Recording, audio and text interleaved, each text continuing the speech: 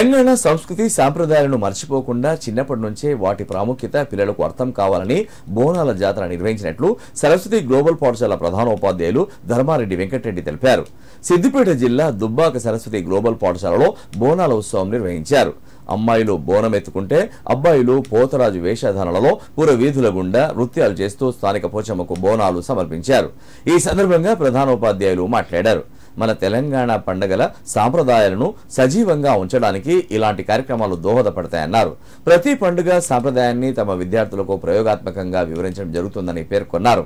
కార్యక్రమంలో ఉపాధ్యాయులు అధికం యాదగిరి బాబాతో పాటు పాఠశాల సిబ్బంది విద్యార్థులు పాల్గొన్నారు.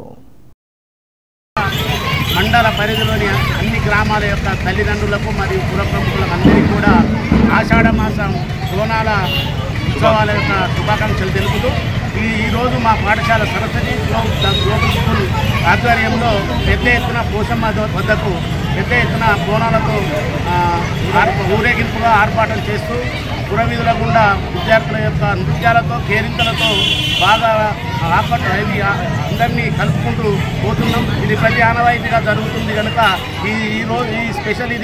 ఈ రోజు కనుక అందుకొరకే ఈ ఉత్సవాలను దిగ్విజయంగా చేయడానికి ముందు ప్రణాళికలతో చేస్తున్నాం. అన్ని పండుగలు కూడా ఇదే విధంగా ఉత్సవంగా చేస్తామని మా సరస్వతి గ్లోబల్ స్కూల్ పక్షాన మీ అందరికీ ధన్యవాదాలు తెలుపుతూ ముగిస్తున్నాం.